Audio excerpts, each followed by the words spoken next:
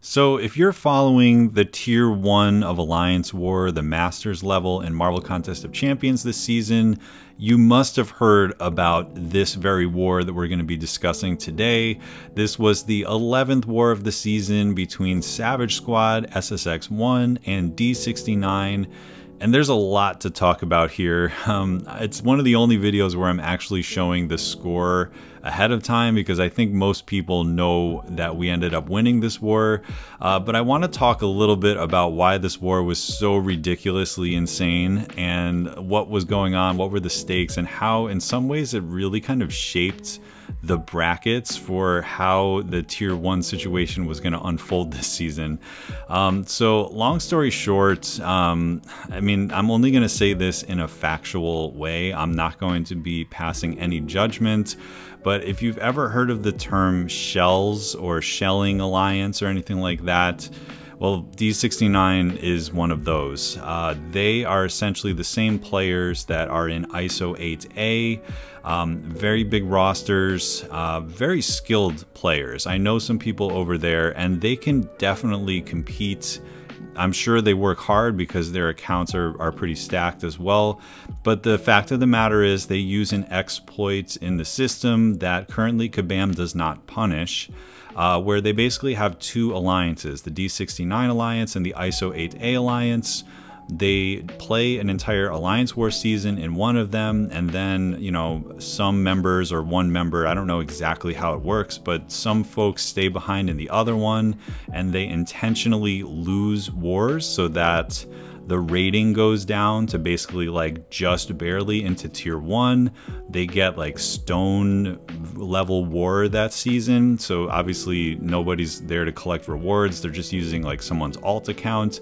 And then the entire alliance of ISO 8A moves back over to D69 and they get to start the season with the same rosters, experience, and, you know, things like that as they would have from pushing an ISO 8A, but they get the advantage of being very low in Tier 1, which generally is going to give you easier matchups.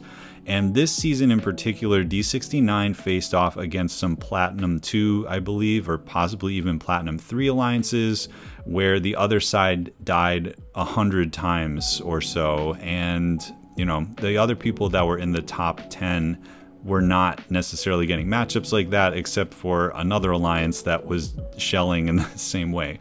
So, you know, the facts are it gives them an advantage. There's a definite advantage. It's an exploit with matchmaking. And the issue, I guess I am going to actually give my opinion a little bit, but the issue with me and this practice is that I know these players are good enough to compete in the top 10 without that advantage. And I would love to see them go for it with their rating that they achieved in ISO 8A the season before, starting where they really belong to start, just like GT40 does every season, just like New Nation does every season, just like 4 Loki does every season. They start at the same rating that they ended the previous season and likely get some very difficult matchups right off the bat, but then we really separate the men from the boys and see who is the best alliance in that way. So that was all happening, and of course they ended up matching us, and on paper we are definitely the underdogs here. We have smaller rosters. We've definitely not performed at the level that D69 has this season, so they were favored to win.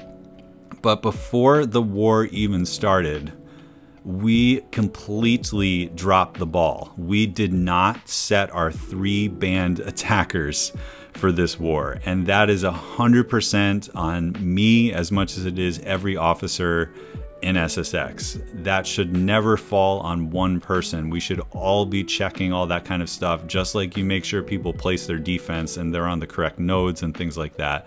But we just completely forgot. So I do want to dispel any rumors. We were not paid off. We were not trying to play any kind of psychological games. We weren't throwing. We just literally are a bunch of adults playing a video game, and we dropped the ball.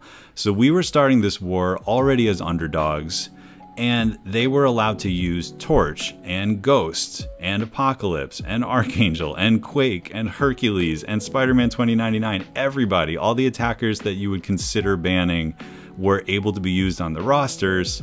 So we went into this thinking there's no way we can win. A lot of us did, at least. However, there's something about SSx, and it's something that I've discovered about this group over the past 5 years, which is that if we put our minds into it and we really focus in, we can beat anybody on any given day. And that was evidenced when we got the top 3 in season 32. We went up against a gauntlet of alliances like ASR and 4Loki and DSVG and Noon to clinch the whole thing, and somehow we pulled it together and clutched out those wins so that we could get top 3. And this war felt a lot like that. We only died 3 times. BG1 got its first donut of the season, and I've been leading this BG, and typically we have statistically been the lowest performing BG. And I think we've still been playing fine. It's just we've had these like minor slip-ups or mental things that happen that have just added up to deaths that I think we could have avoided. But we finally clutched out a perfect score, a donut for this war, as you can see in that screenshot, and we ended up winning this war. So what that means is that now SSx has a chance to make it into the top 10, which we really didn't have until this win. Additionally, we're locked for top 20 masters, so that's also wonderful. We potentially kicked D69 out of the top 3. They are fighting to stay in the top 3, but there is of course a chance that they lose that positioning, which wouldn't have been the case if they won. And then additionally, GT40 essentially is now guaranteed to be war champion and get first place. And we do have a lot of friends over there. They were definitely rooting for us across the hall there. But yeah, they are guaranteed to win no matter what happens in War 12. So all of that happened because of this war. And it was just a pretty spectacular moment. It was really, to me, driving home the reason that we play this game, the reason that we do competitive play, is the moments like this where the group can come together and have an absolutely incredible upset and an amazing performance. We have never beat ISO 8A since I've been here in the past year. We normally get obliterated by them. They are more stacked players and they typically play better and smarter than us. But today we were able to get this win. And on top of that, as you can see from my team right here, I brought in Silver Surfer for attack for the first time in my career. This was a soft goal of mine. I wanted to get all the champions that were in my banner that Cat Murdock recently designed for the channel. Elsa, Wasp, Spider-Man 2099, and Surfer. They've all made my war teams except for Surfer, and we're going to see a really fun Surfer fight in the middle of this video. So with that, I'm going to transition to the clips themselves and we can discuss these fights, but now that you know the background, let's get into it. This is going to be a fun war with Miguel O'Hara and Silver Surfer. Here we go. So I was very fortunate that the way the pathing and everybody else's energy worked out, I was able to take all 6 of my fights, including the mini bosses, in one go. So this is all taking place on Sunday morning after I had my coffee, and we're starting off on path 8 with Hyperion here. Now in general, if you have the AV synergy, Miguel is just going to completely shut down Hyperion with the Wither right off the bat, so he's just going to be continually losing power. I landed the heavy because the more unique debuffs you have, the harder your special 2 is going to hit. So instead of doing anything fancy like dexing a lot and hitting his block, we're just going to be using the special 2s because you can see he's building these Furies. The passive Furies are from the Rich Get Richer, the active Furies are from Personal Space. If we get hit, it's going to hurt on this node because of the modified attack, so we just get him down as fast as we can. I just wanted to showcase in that fight that, you know, sometimes with Spider-Man 2099, you just play him like a normal champ. And in a situation like that, I think it would have been too risky to let even more Furies build up. And we just did back-to-back special 2s, and he goes down. So next up, we have this Peni Parker on 8B. And this is the one I decided to bring in Silver Surfer for because, you know what, this is a game. I like to have fun. I like Silver Surfer. I had an extra spot on my team, and I certainly could have done this with Spider-Man 2099. There's no reason he can't do this fight. But believe it or not, Silver Surfer as a rank 3 has more health than Spider-Man does as a rank 4. And, you know, I wanted to kind of conserve some potions. Additionally, he has the ability to get a Fury, which is going to help us with extra modified attack to get the shield down against Peni Parker. So that's another benefit he has. He has unblockable special 2. And additionally, you know, the class advantage is just going to help us in general. So my goal was to get a Fury off as fast as possible. So we throw our heavy there to get the Fury so that we can start getting the shield down. Because the rich get richer, we're just constantly gaining power. So I decided to throw an unblockable special 2 because we have 3 buffs, and somehow the last hit of it whiffs, so that's something I was not expecting, kind of a drag, but the shield's already half down. You can see with the Fury it goes down pretty quickly. One more combo and we should be able to get out of that. I don't mind pushing her to the special 2s if we have to, because we're pretty tanky, we can block them. We connect a heavy there, and then we throw the special 3. I also figured, you know, if for some reason we get cornered, we're just going to be constantly gaining power. We can just throw a special 3 to create some distance. So yeah, this fight is showcasing a little bit of why Silver Surfer is not the best champion, because there's a lot that has to do with maintaining these buffs, and when you're baiting out specials, when you're trying to get her shield down, there are going to be periods of time where you can't build him and maintain him the way that you want to. Additionally, because it's war, I was trying to be a little bit extra careful, not just like throwing my heavies into the wind, because there were things like stand your ground mastery and things like that that could interfere. So, you know, the fight's taking longer than if I was just messing around, but I still think that it's a pretty decent matchup. And I also never really felt like I was in danger. Even right there, we get a little bit of power burn damage. Our health's not going down that fast. We're really doing absolutely fine. We're pretty close to another special 3, which we can throw once we get this shield down. We don't really have a lot of buffs on us, so, you know, my ideal beautiful Surfer fight probably would have required having some Odin pre-fights on us. But in my opinion, for the fact that I had an open slot, I don't have anyone like Venom or Venompool ranked up. Why not, right? Let's have a little bit of fun. I never really felt like I was in danger in this fight. And at this point, we're almost done. We still have over 75% health, so everything's going well. And the final crit gets her down. So yeah, Peni Parker on path 8. Not really sure what the strategy was with the placement because she can't gain buffs. But, you know, who knows? Maybe Miguel would have had a little bit of a tougher time getting the shield down. It could have been a longer fight. There was really no issues there. And then we move on to some more Spider-Man 2099 fights. This is Mordo. It also has the rich get richer on us, and he for sure will be getting buffs throughout this fight. You know, off of his heavy alone, there's the chance for that. We really don't have a lot of boosts left, and we still have a couple wars. So we're just going to throw that one on for the advanced power boost, because I was thinking, you know, invuln means we can tank a special 3, but as long as we have one wither up, he's never going to get to the special 3. So we do have to worry about him just like sitting there and turtling up. So I was able to dex and get our wither on for a little bit longer. So now I know, even though I'm waiting out this power gain, which is actually reversed, that our wither's not going to fall off before we can get to another special 2. So now we get another nice long wither. By dexing, we keep it up again. That time we canceled the power gain. Even though the power gain is reversed, we kind of want to be canceling those out because it makes them go really passive, which makes it harder for the wither to stay up, but no issues. Did not need a House of X pre-fight or anything like that. Pretty easy fight for Spider-Man. I've taken Mordo on the node after this, which has more health. It's a mini boss type situation, and in that case there was no issues at all. So now that we have Sersi here, again, like most people might want to use a Mystic or something here, but Spider-Man 2099 will completely turn off the rich get richer.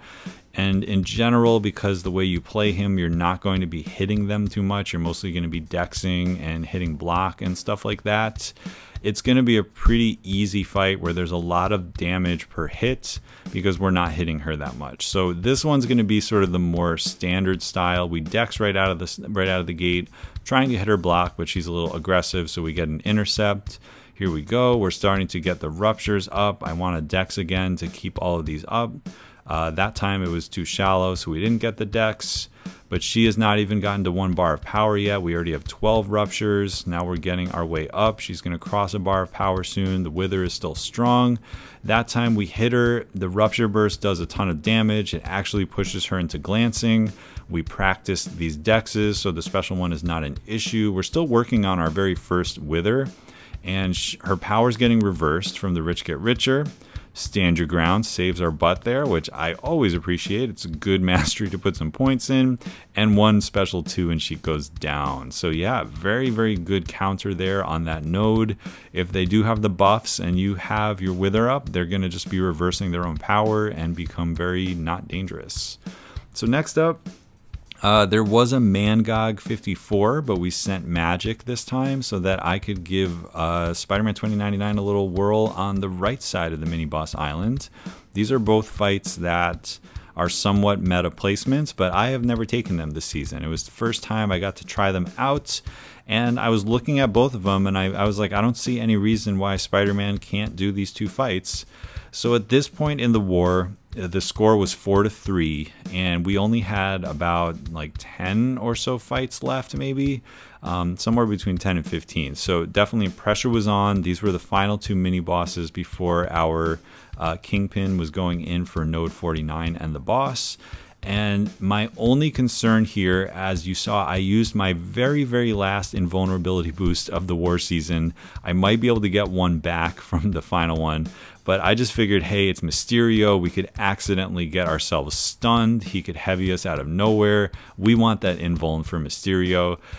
He's a little bit more difficult in general to play normal Spider-Man style, where you're just dexing and hitting block, but so far the AI has been fairly kind to us. He's just been kind of turtling up, and in this fight I don't want to get backed up, and I don't really need the wither up. Yes, it's more damage, but like there's not really a lot of danger of him throwing a special 2 and us losing power, because the polka dot power is going to continually give us power.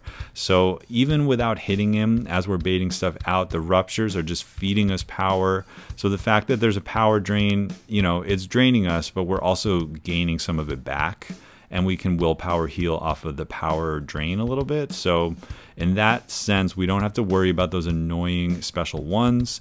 And at this point, we do have to bait out 1 special 1, but we have a lot of good ground on the field. We're not cornered, so we can just block bait, have him throw a heavy, or we can intercept or something, and then 1 more combo and he goes down. So that was pretty safe. We essentially were using the buff immunity of Spider-Man 2099, as well as the fact that he has the ruptures without even really hitting Mysterio, and getting the polka dot power off that way, and then just being comfortable enough with the AI of Mysterio and playing him stun immune style. That was it. And then finally, we are going to be backing out because I was a little nervous here. One of the things that I didn't say about this entire war was that I actually did quit the app in between each section here, because the game was feeling a little laggy. I was a little worried about inputs. I was also trying to get this done in the morning, as I said. So I really just wanted to make sure that everything was under control. And now we have Sasquatch. This has brute force. He has a really big amount of health. Because of the brute force, we're going to have to actually make contact with him. We can't just hit his block like we have on other mini bosses. The spacing was wrong there. I'm very lucky that he didn't punish me. I did practice that, but you know, sometimes the spacing just doesn't quite work out. So in general, I was trying not to parry because of the limber node. I do want to kind of conserve those parries for like an emergency situation, but I was looking at the way this fight started and decided it would be more worth my while to get off a heavy attack early in this match, which helps us with the Wrath of Tanarak. And he was very friendly to be able to be pushed to a special 2 there. I practiced that punishing of the special 2. In general, if we can push him there, that's a little bit safer, but now we're getting a little bit of power back. We throw another special 2. We've got some withers on him. We're able to heavy counter again. And we use one of our other parries because we're really winning the match. We've only parried twice, so limber is not into full effect. Now we can hit his block a little bit, trying to build some debuffs because of the entire situation with the healing. We want to get the Despair Mastery helping us. 1 big special 2, there were enough debuffs on him that he goes down. So that was the first time that I've taken Sasquatch there. I've taken him in just about all the other possible dangerous places on the map this season. So that was certainly fun to get one of those out of the way. So I did already talk about the results here.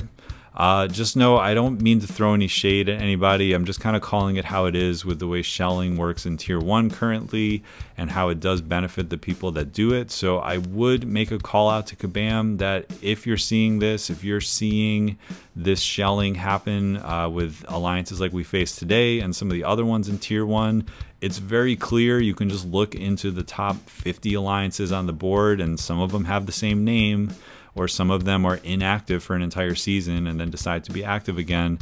Yeah, it's not great. I think it really kind of messes with the integrity of this mode because most people choose not to do it and then a few select people do it.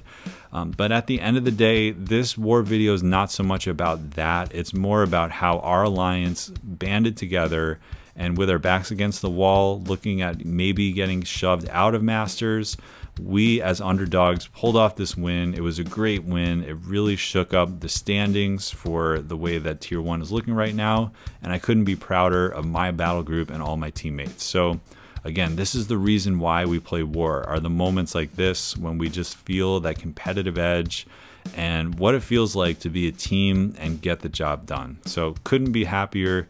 Thank you so much for watching this one. Hope you enjoyed this style of video, and we'll catch you in the next one.